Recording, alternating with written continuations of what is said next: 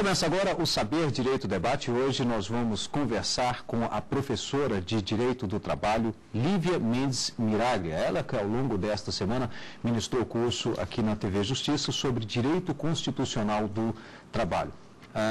Professora, tudo bem? Tudo bem.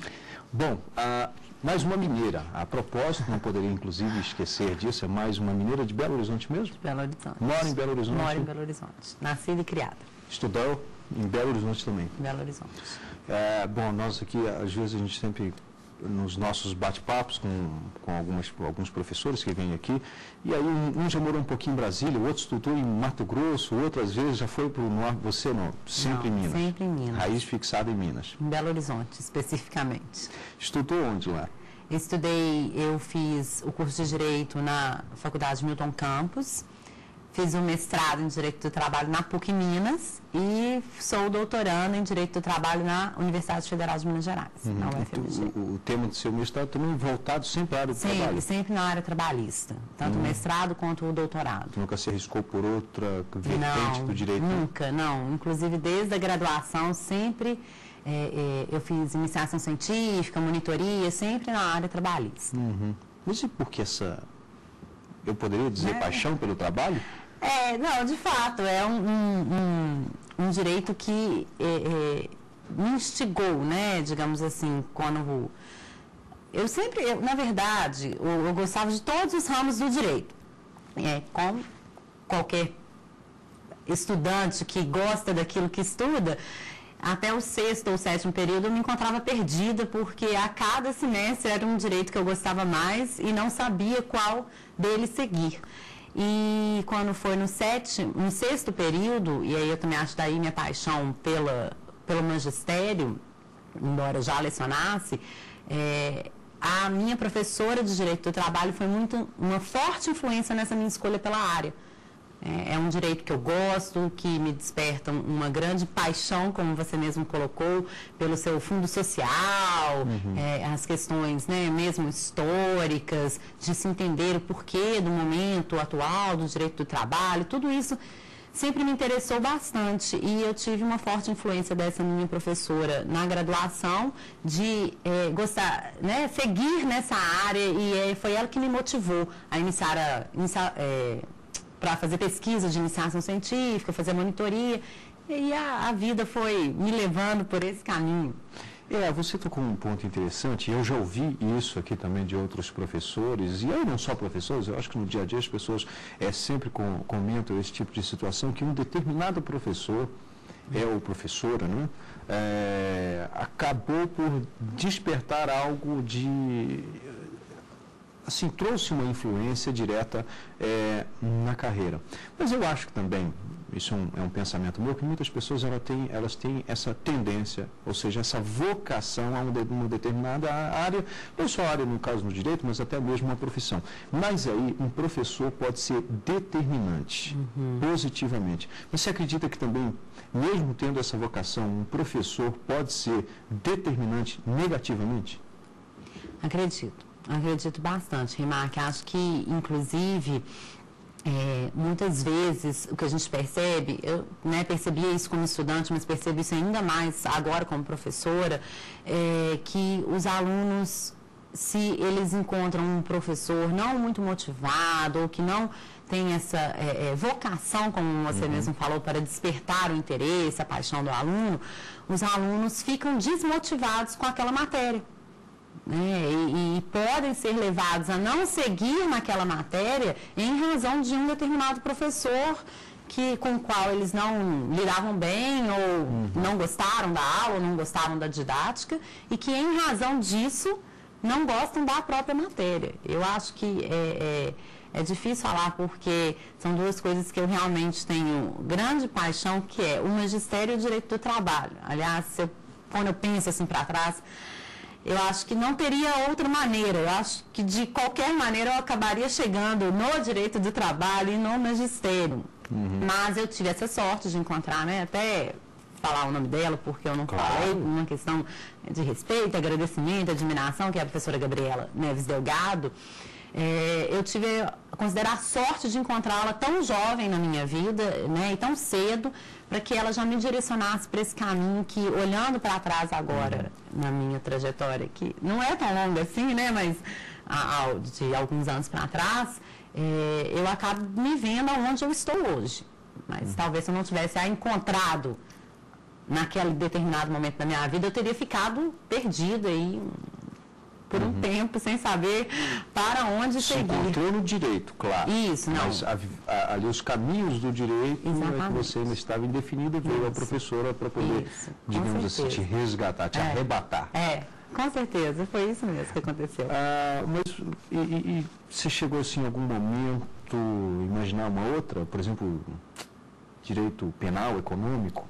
Não, eu imaginei, né, como todo estudante de direito, o contato que a gente tem é com o direito constitucional, e ali eu já me apaixonei, continuo gostando muito do direito constitucional, até porque ele é base de todos os ramos do direito, inclusive do direito do trabalho, então é algo que me instiga muito. E eu tinha um professor que costumava falar que o direito penal é sempre a primeira paixão do aluno, do estudante de direito. Verdade, também já ouvi isso aqui. E realmente, a primeira paixão foi o direito penal, mas lá pelo direito penal 2 ou 3, eu já tinha definido que aquilo não era para mim. E durante um tempo eu oscilei entre direito econômico, direito administrativo, como eu te falei, né, Rima? Cada semestre era um direito novo que eu achava interessante, mas... E aí, no 7º período, eu acabei me interessando muito pelo direito do trabalho. Mas é lógico também, não vou negar para você, mesmo eu sendo muito instigada, apaixonada pelo direito do trabalho, existiam momentos durante a faculdade que a gente pensa, né, em seguir outra carreira, em seguir outro rumo, talvez em seguir outro direito, mas são os caminhos que a vida vai nos levando e a gente acaba o seguindo, né? Professora Olívia, já que estamos falando ainda no estudo, quando de seu bacharelado, qual o tema do seu trabalho? Eu imagino que seja voltado ao trabalho. Isso. Mestrado também? Isso. O tema da minha monografia de final de curso no direito foi sobre terceirização trabalhista, que foi inclusive a pesquisa que eu desenvolvi na iniciação científica pela FAPEMIG, com parceria com a Faculdade de Direito Milton Campos, e a linha do mestrado foi sobre trabalho escravo contemporâneo na PUC Minas, onde eu fui orientada pelo professor, hoje ministro do TST, Maurício Godinho Delgado. E a linha do doutorado também é Direito do Trabalho, e mais uma vez eu me encontro sob a orientação da professora Gabriela Neves Delgado, que, embora seja professora da UNB aqui em Brasília, era professora adjunta da UFMG, e quando eu passei no concurso do doutorado, ela ainda se encontrava em Minas e ela continuou sendo minha orientadora.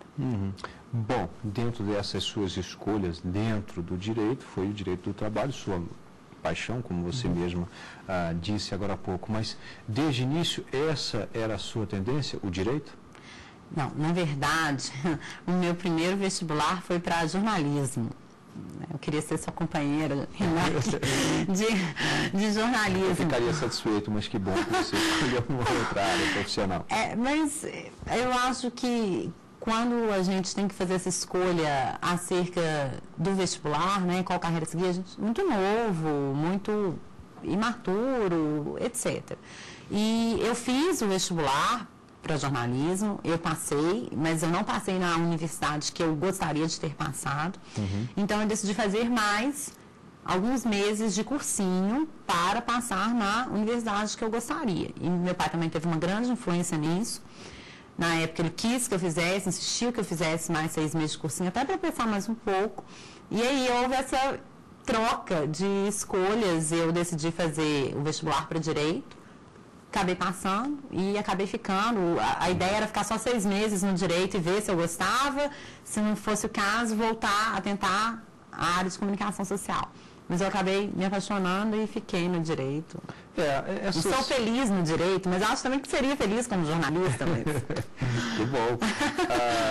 Agora, nessas escolhas, um outro ponto extremamente interessante, parece que os jovens, eles não estão, muitas vezes, ingressam numa faculdade sem ter a real dimensão do que é aquela profissão ou talvez o próprio gosto. Uns ainda, eu acho que isso já vem diminuindo bastante sobre a influência dos pais. Eu acho que isso hoje já é uma coisa, claro que tem, né? Seja ela muito forte ou menos, mas há sempre a influência, mas eu acho que isso reduziu bastante.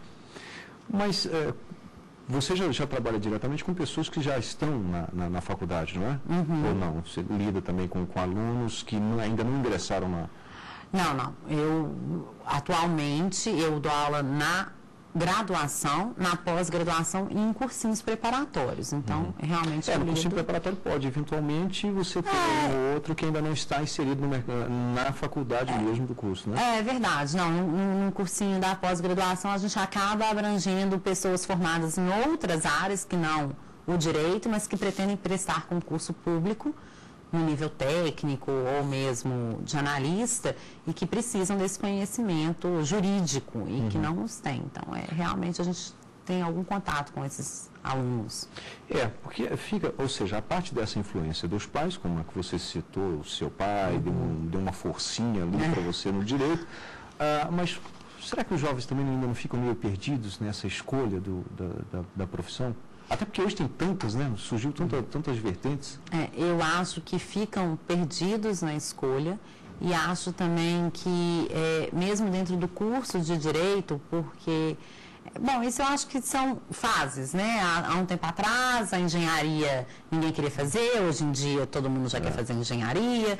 Há um tempo atrás, o direito também, né? Há mais anos atrás, mas o direito também não era uma área que as pessoas desejavam seguir, e o que a gente vê muito hoje são as pessoas prestando vestibular para direito sem saber ao certo, como você falou, Rimac, se é aquilo que elas gostam, se é aquilo que elas desejam, sem compreender a profissão, mas porque, vou fazer direito porque tem mais opções, qualquer coisa eu presto um concurso público. E não é bem assim, né, Rimac? Exato.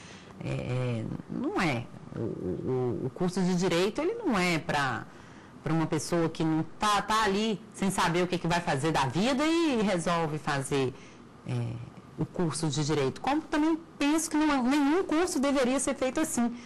Estou ali sem fazer nada e vou fazer uma faculdade qualquer. Já que nós estamos falando aí no curso, talvez esse certo desinteresse, como é que você vê o posicionamento, então, depois da pessoa, quando conclui, e aí vem a prova da OAB? A prova da OAB é uma questão complicada e que divide opiniões. Polêmica, né? Eu sou da seguinte opinião, né? Eu sou extremamente a favor da prova da OAB. Acho que a prova da OAB não deve deixar de existir. A prova da OAB é essencial, porque se você cursou 5 anos, você não deseja ser bacharel em Direito, né? A grande finalidade de fazer o curso é, ao menos, tirar a carteirinha da OAB, ainda que você não vá usá-la, mas pelo menos você vai ter uma profissão de advogado. Porque se você ficar apenas como bacharel em Direito, isso limita até mesmo, se você quiser fazer um concurso público, as suas opções.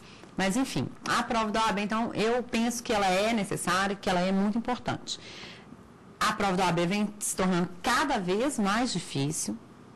Assim, até as últimas provas foram extremamente difíceis, tanto de primeira quanto de segunda etapa. A OAB faz isso para realmente afunilar, né, e selecionar os futuros advogados. E as críticas que as pessoas fazem à prova da OAB em razão da sua dificuldade, que é muito difícil, que isso é um absurdo e tal, eu acho que elas não merecem prosperar pela seguinte razão, Rimac.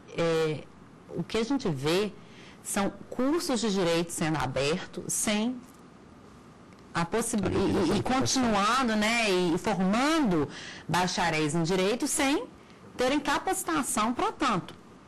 A gente teve agora, no último resultado da prova da OAB, universidades, faculdades que tiveram índice 0 de aprovação. Então, essas faculdades, ao meu ver, elas né, elas teriam que ser reformuladas ou não poderiam estar funcionando. Acho que o controle, talvez, tenha que ser feito previamente, sem que a prova da OAB seja retirada, né? Acho que a OAB tem que continuar, mas acho que esse controle dessa seleção tão forte que vem sendo feita com o aumento do grau de dificuldade da OAB, talvez ele pudesse ser resolvido num momento anterior, com a fiscalização maior da criação de cursos jurídicos, Sim. da formação de advogados, dos bacharéis. A unificação da prova, como é que você vê também? Porque alguns dizem, por exemplo, que há uma diferença a questão regional, isso influencia muito. No entanto, o direito, basicamente, ele é nacional, não há muito o que se discutir, né? Mas qual a sua posição sobre isso? Não, eu acho que a unificação da prova da OAB foi uma coisa boa. Acho que estabelece um parâmetro de igualdade em todo o território com relação ao grau de dificuldade, ao nivelamento dos futuros advogados. Concordo. O que não pode acontecer na prova da OAB é ela trazer algum tipo de regionalismo. Porque já que ela é uma prova unificada a ser aplicada em todo o território nacional, ela não poderia cobrar, por exemplo, em sua resposta, né, como espelho da prova, alguma resposta embasada no entendimento de um determinado tribunal regional ou de um determinado estado, ou que a gente só encontre esse tipo de embasamento em uma jurisprudência pacificada naquele estado. Uma lei orgânica de determinado... Né? Isso não pode acontecer.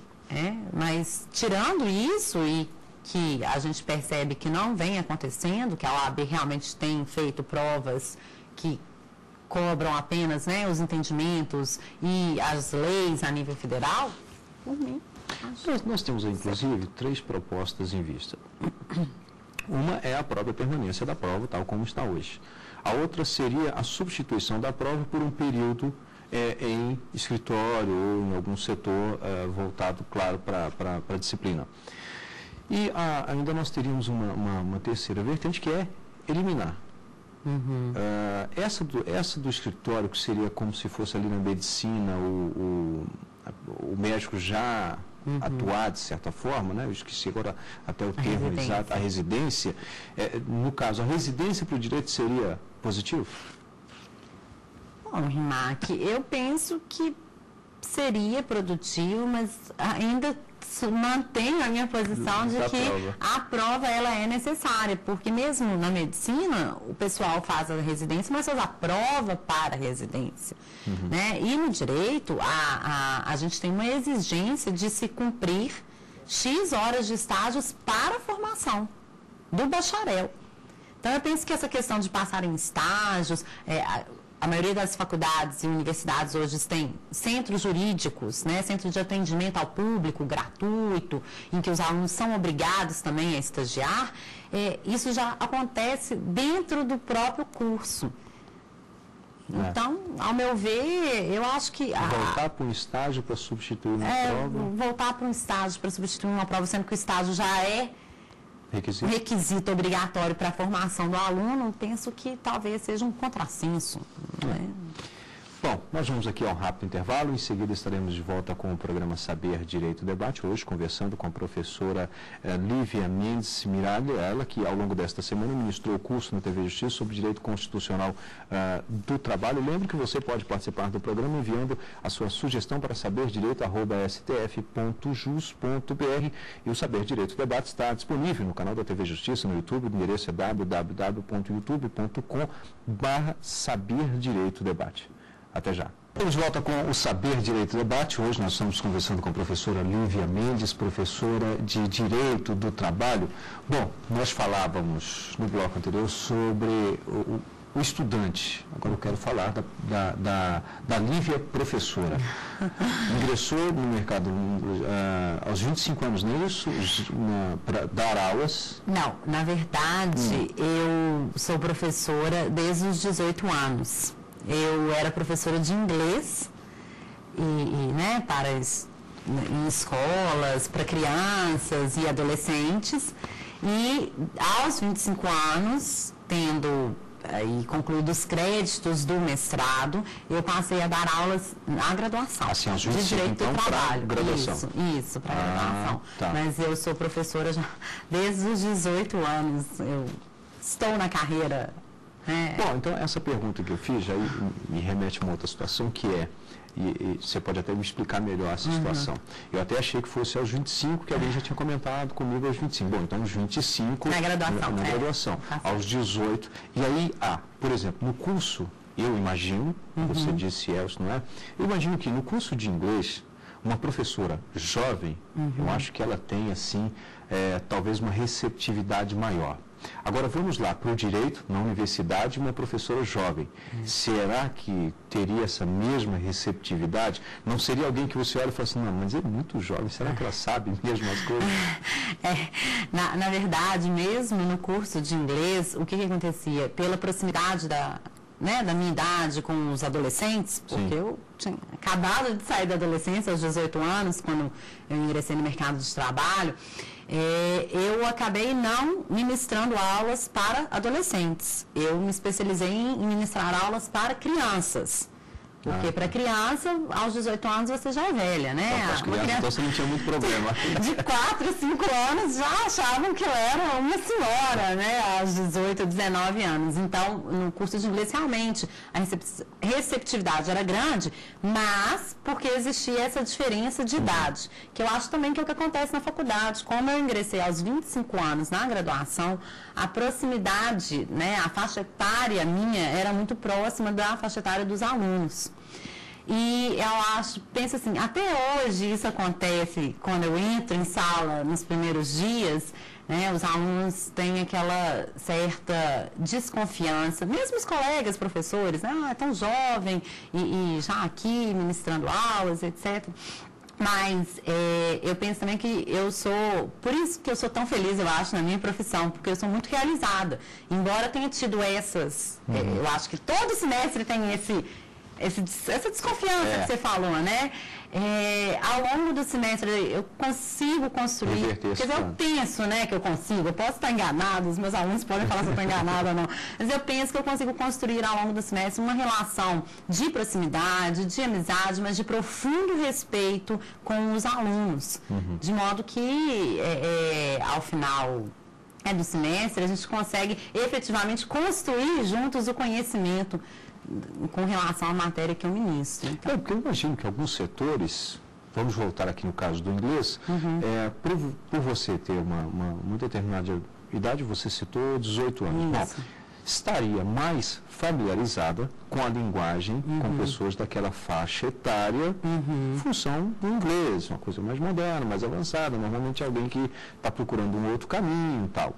Já no direito, isso já muda um pouquinho, até do ponto de vista, né, é como se fosse também um médico, as pessoas têm uma tendência a achar que um médico de uma determinada idade tem mais conhecimento, muito mais profundidade do que aquele que está recém saído de uma faculdade. Mas nem sempre, necessariamente, seria o caso. Claro que nós vamos pegar os médicos com bastante experiência, mas nós temos, por exemplo, estudantes recém-formados, mas que vão a cursos mais avançados, participam mais ativamente ali. Você vê dessa forma também ou eu estou errado? Não, eu vejo, Rimac, e eu penso assim, na verdade, o que eu penso, além disso tudo que você falou, é que as pessoas devem achar a sua verdadeira vocação, né? Eu costumo falar isso e brincar com os meus alunos que nem todo mundo é vocacionado para o magistério, do mesmo jeito que nem todo mundo é vocacionado para a advocacia, para a magistratura, para ser membro do Ministério Público. Não é. Cada um tem uma vocação.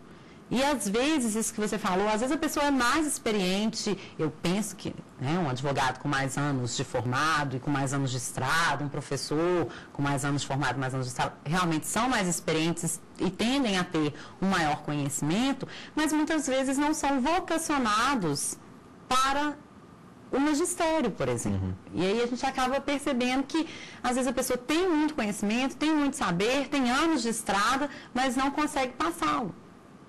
E eu acho que talvez seja isso né, a grande questão do magistério em si, porque é uma profissão difícil, desgastante, embora todo mundo ache que é muito bom, né, ser professor, porque a gente tem stand de férias, tem feriado, mas é desgastante, a sala de aula é cansativa, mas, e não é para todo mundo, né, não que, assim, eu gosto muito do que eu faço, né? Não sei se faço direito, mas eu tento fazê-lo e crescer, e aprimorar sempre mais.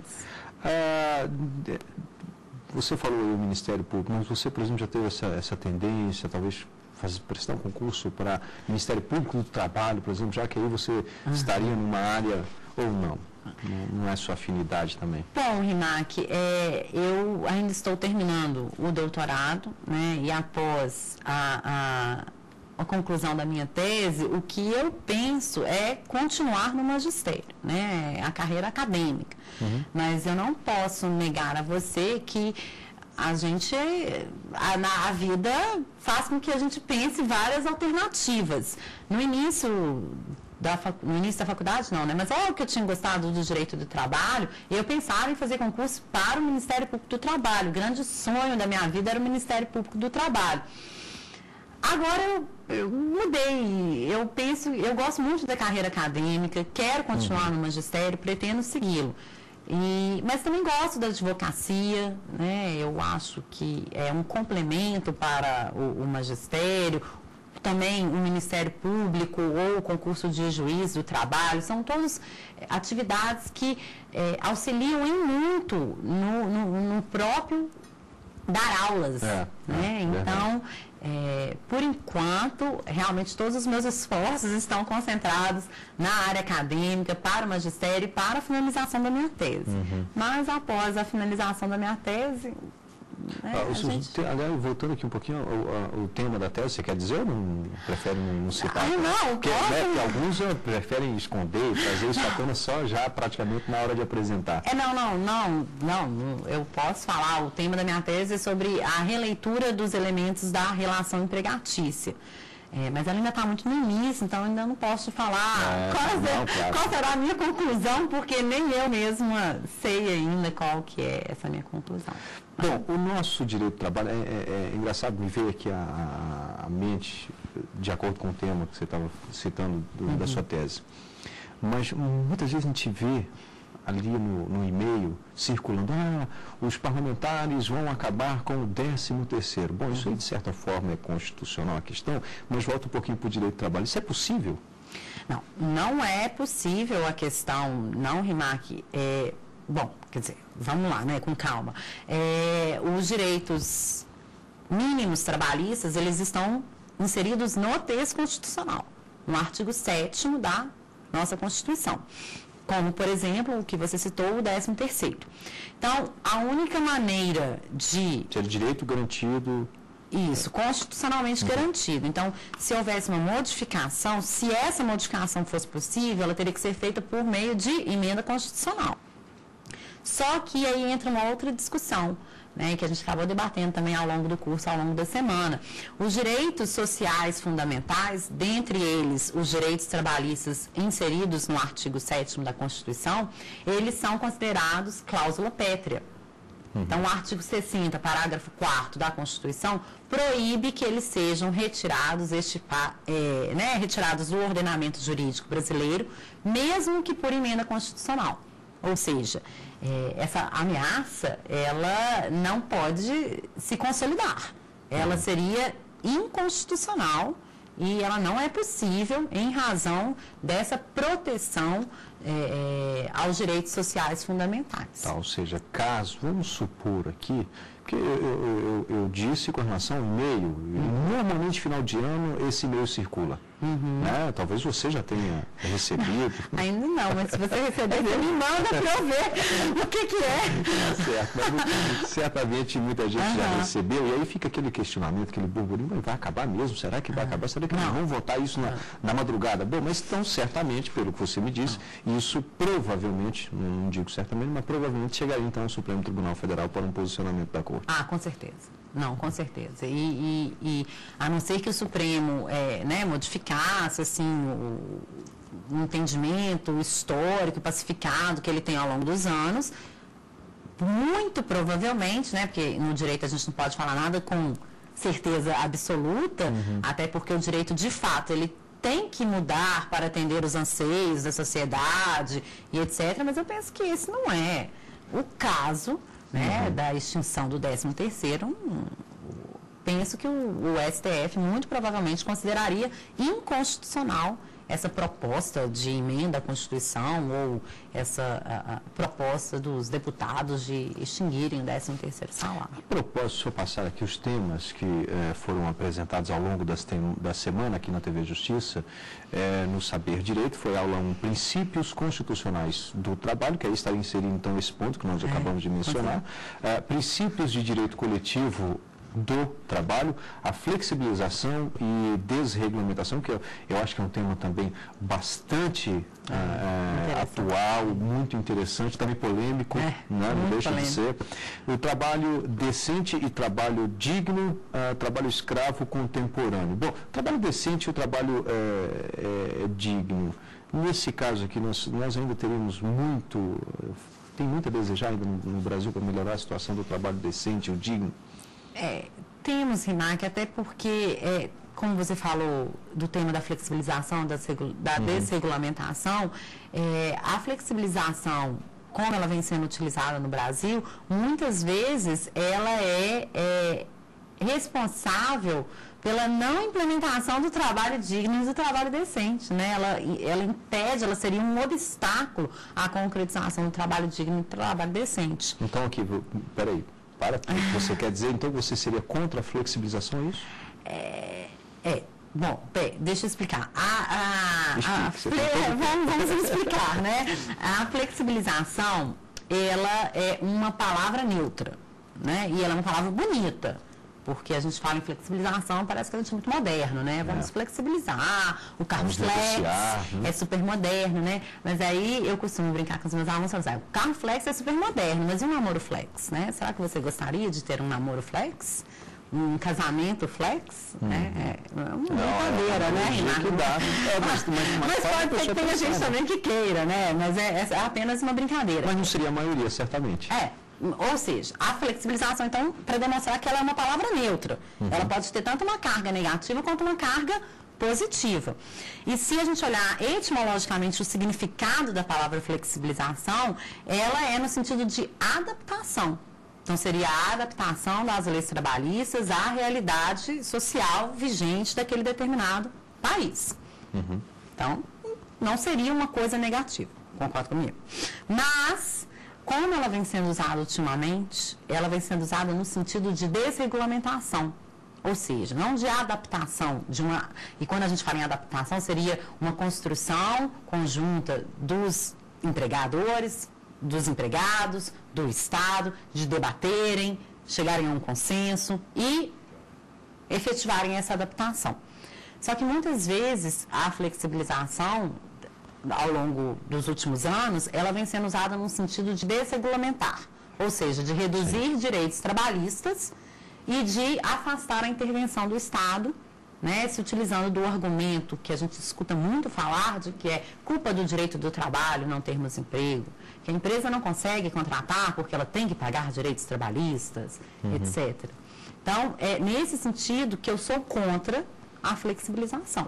Do modo como ela vem sendo utilizado hoje em dia, aí eu posso te responder, sim, eu sou contra, né, essa ideia de flexibilização no sentido dela resultar em uma precarização das relações de trabalho.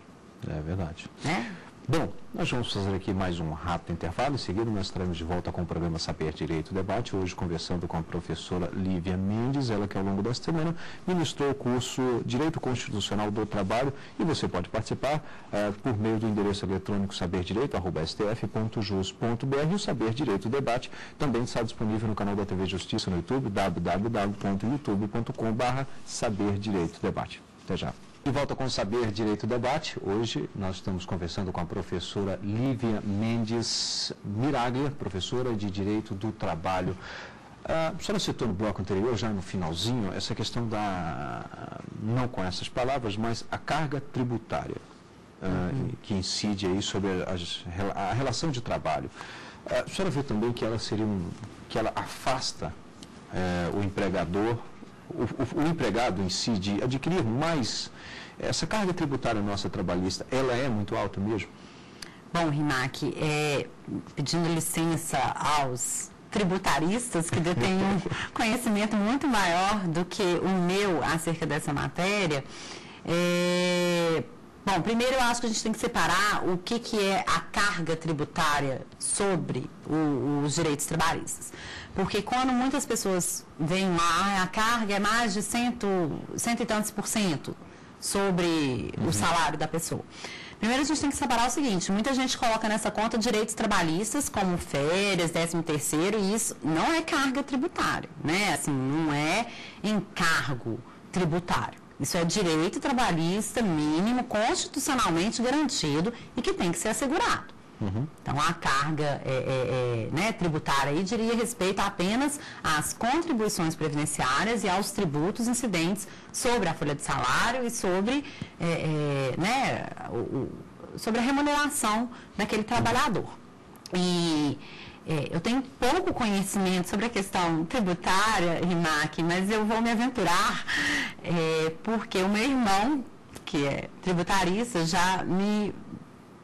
ele me fez pensar em algumas questões e que eu acho interessantes desde muito tempo que a gente conversa sobre esse assunto, e ele me apresentou o seguinte dado, né? A carga tributária no Brasil, ela não é das mais altas no mundo, né? E a carga tributária incidente sobre as folhas de salário, existem outros países do mundo que possuem uma carga tributária ainda mais alta. Será que no Brasil o nosso problema seria, de fato, a alta carga tributária ou a falta de contraprestação em razão do pagamento de tributos e a gente não ter de volta os serviços básicos como educação, saúde gratuita, transporte público, etc. Então, eu penso que, na verdade, no direito do trabalho, essa justificativa, essa afirmação da alta carga tributária, dos altos custos trabalhistas sobre a folha de salário, ela é muito mais uma desculpa e uma tentativa de culpabilizar o direito do trabalho acerca de uma coisa que ele não tem culpa nenhuma. Pelo contrário, se o direito do trabalho ele não existisse, haveria uma impossibilidade desses trabalhadores, né, desses empregados que se inserem na sociedade capitalista por meio da relação de emprego, de efetivamente participarem do sistema capitalista. Porque se você é empregado, possui uma certa estabilidade, né, a carteira assinada, todos os direitos trabalhistas garantidos, você também serve ao capital. Você também consome.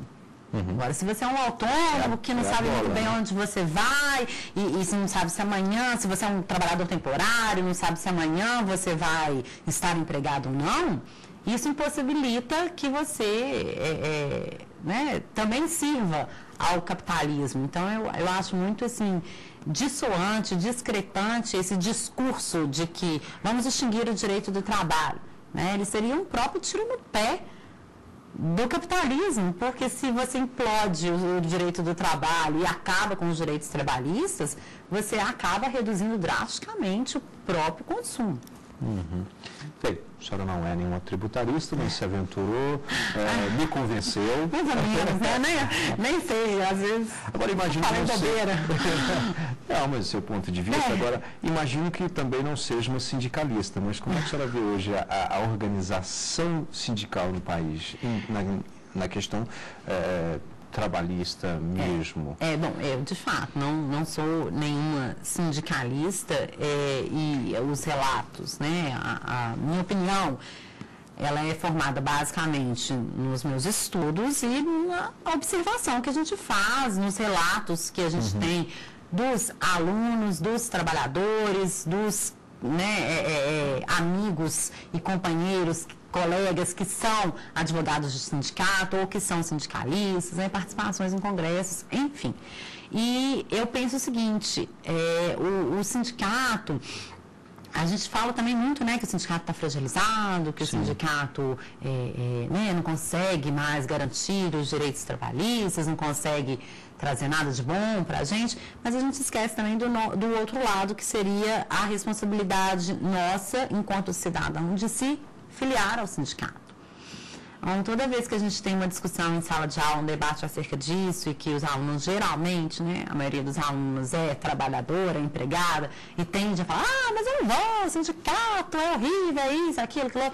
Gente, vocês são filiados, né? Vocês vão lá, participam, contribuem financeiramente, contribuem nas discussões? Não. Então, também, né, penso que aí fica aquela reclamação sem fundamento. Parece reunião de condomínio, não vai lá no sábado participar, mas ao longo da semana reclama da situação do prédio. Exatamente. Então, eu vejo a situação da estrutura sindical do Brasil muito desses dois lados, né? Acho que, de fato, existem alguns entraves e que, né, algumas questões que os sindicatos também deixam a desejar em alguns aspectos. Isso, né, a gente tem que fazer também, né, o papel aqui de advogado do diabo, mas eu também vejo, por outro lado, que os próprios empregados, os próprios trabalhadores, muitos não querem, não desejam se envolver, se filiar, outros têm medo de se filiar, que aí também tem outro lado, né? Tem aquelas empresas, aqueles empregadores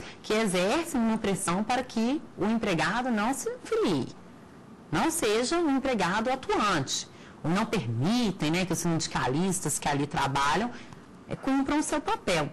Então, eu acho que também talvez seja uma questão, né, de conscientização das três partes interessadas, tanto dos empregadores, quanto dos empregados, quanto dos sindicatos, e de tentar compor melhor aí esse diálogo social que deve existir entre os três. Bom, vamos falar aqui, inclusive, tema de seu trabalho, que é justamente o trabalho escravo contemporâneo.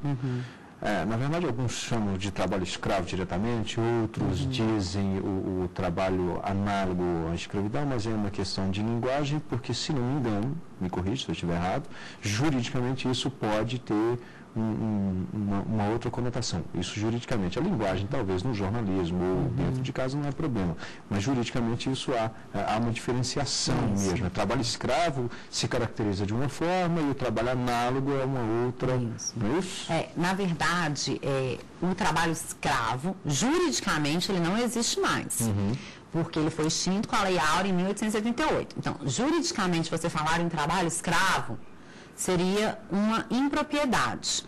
Mas o título do meu trabalho, que foi minha dissertação de mestrado, e, né, que resultou na publicação de um livro, ele acabou sendo trabalho escravo contemporâneo exatamente para ser mais impactante. Né? Eu até faço essa observação, que eu sei que juridicamente não existe mais trabalho escravo. Existe apenas o trabalho em condições análogas de escravo. Está lá no artigo 149 do Código Penal. Mas a gente ouve falar mesmo, né, da história dessa nomenclatura, o trabalho escravo contemporâneo. Isso. E aí foi uma decisão mais, como você disse, né, aí talvez a minha veia jornalística tenha saltado novamente, mas de trazer uma coisa impactante. Foi uma sugestão de um dos professores que compôs a minha banca, que é o professor Luiz Otávio Linhares Renault. Ele falou, não, a gente tem que colocar mesmo, chamar de trabalho escravo mesmo, porque realmente é uma realidade que às vezes é até pior do que a realidade do passado, ela tem que ser divulgada. E se a gente fala trabalho em condições análogas de escravo, fica parecendo que é uma coisa menor, né? Que é um problema menor, que não, é só análogo, né? Fica parecendo que, se é só análogo, não é tão ruim. E é, sim, tão ruim quanto o trabalho escravo, né? Principalmente se a gente está num Estado democrático de direito, a gente não pode permitir essa situação, né? Que ela seja imposta nem a um ou dois seres humanos sequer.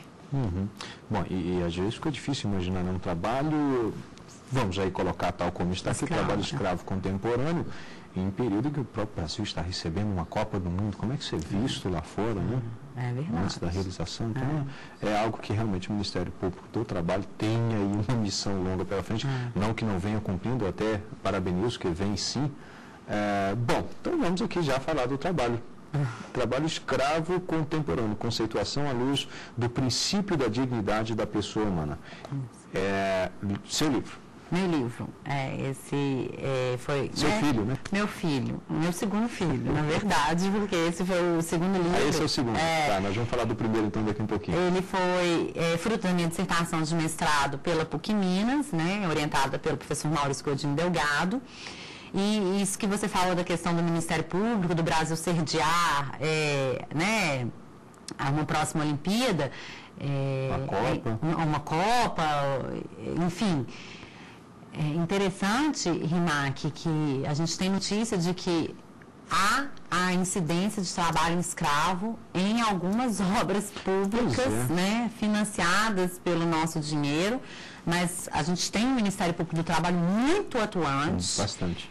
E auditores fiscais do trabalho também muito atuantes nessa seara e que vem combatendo esse tipo de prática que deve realmente ser combatida. E quando ela é realizada pelo Estado, né, pelo próprio Estado, financiada pelo próprio dinheiro público, ela se torna ainda mais preocupante, né, porque, ao meu ver, não que eu esteja justificando os empresários do setor privado realizarem, né, terem sua cadeia produtiva, trabalhadores em condições análogas de escravo, mas eu acho que quando é com dinheiro público ainda é uma coisa mais... mais revoltante. Pelo menos... Chega ao cúmulo do ridículo mesmo. Bom, seu livro tem um direcionamento para quem é uma leitura, por exemplo, para quem vai prestar um concurso, né, um advogado também? Qual o direcionamento? Na verdade, eu acho que, não sei se foi na última ou na penúltima prova do Ministério Público do Trabalho, parece que na segunda etapa eu tive notícia de que eles cobraram alguma coisa acerca do trabalho em condições análogas de escravo. Então, seria um livro indicado para o concurso, tanto do MPT quanto da magistratura trabalhista, mas para uma segunda etapa, né? Não para uma primeira etapa. E para aqueles alunos ou advogados, né, e juízes, promotores, procuradores que militem na área e estudiosos, estudantes que tenham interesse em tratar desse assunto. Vamos então para o primeiro, esse, né? Lívia Mendes Moreira Miraglia, a terceirização trabalhista no Brasil. Isso. Está aqui. Esse foi o fruto do meu trabalho de iniciação científica na faculdade ainda. Ele foi aprimorado depois que eu formei para se transformar em um livro, mas ele resultou desse trabalho de 2 anos de iniciação científica que eu realizei durante a graduação, sob orientação da professora Gabriela Neves Delgado, e ele é um livro, que, na verdade, ele é de 2008, a publicação dele, ele será atualizado, porque houveram algumas mudanças nesse período, mas eu ainda estou esperando, porque provavelmente virão mais mudanças acerca da terceirização, mas ele tem uma base, né, teórica da evolução, da terceirização, da questão da flexibilização e da desregulamentação, que ainda é muito atual. Ele só precisa ir de uma atualização no finalzinho dele, talvez as últimas 10 páginas, mas ele serve para que a gente possa entender também aquilo que está acontecendo hoje, dessa discussão, né, efervescente sobre a terceirização trabalhista no Brasil, que voltou à tona com tudo. Bom, nós já entramos aqui no nosso quadro Indicações de Leitura, já vimos trabalho escravo contemporâneo, também a terceirização trabalhista no Brasil. Vamos partir aqui para o livro da Gabriela Neves Delgado, Direito Fundamental ao Trabalho Digno. Eu trouxe o livro da professora Gabriela, porque eu utilizei bastante os conceitos que ela traz nesse livro ao longo da semana, principalmente na aula sobre trabalho digno e trabalho decente. Então, é uma indicação que eu faço, né, até porque eu usei ela como base da minha 4ª aula no nosso curso de Direito Constitucional do Trabalho. Indicação? A indicação do livro dela também seria no mesmo sentido da indicação dos meus 2 livros. Um livro que serve a concurso público, talvez numa segunda etapa de concurso público, né? E para aqueles estudiosos, profissionais do direito, advogados, juízes, procuradores, que se interessam pelo tema. Estou vendo aqui, a professora Gabriela Neves está sempre presente em sua vida. Ela está, aliás, a família inteira, porque o próximo livro é o do pai dela, do professor Maurício Godinho Delgado, e realmente é uma família que eu tenho, além de profunda admiração e respeito, um grande carinho e uma enorme gratidão, porque foram realmente as duas pessoas que abriram o caminho da minha vida acadêmica. Então, eu devo muito, tanto ao professor Maurício quanto à professora Gabriela. E esse aqui é o livro dele? Isso, o livro dele é o curso de Direito do Trabalho, a obra básica de Direito do Trabalho, esse aí, sim, né, para todos os estudantes de Direito e concurseiros e interessados na área. É um curso de Direito do Trabalho, traz todas as matérias que a gente trata em Direito do Trabalho 1, Trabalho 2 e traz também a parte de Direito Coletivo do Trabalho. Tá aqui, então. Bom, eu conversei, tive a honra de conversar hoje aqui com a professora Lívia Mendes, ela que ao longo da semana, como nós dissemos, ministrou o curso Direito Constitucional do Trabalho. Professora, muito obrigado. Obrigada a você, Rimar. E lembro que você pode participar do programa saberdireito@stf.jus.br. Esse é o nosso endereço eletrônico. E você pode assistir ao Saber Direito Debate no canal da TV Justiça no YouTube, www.youtube.com/saberdireitodebate. Obrigado e até o próximo programa.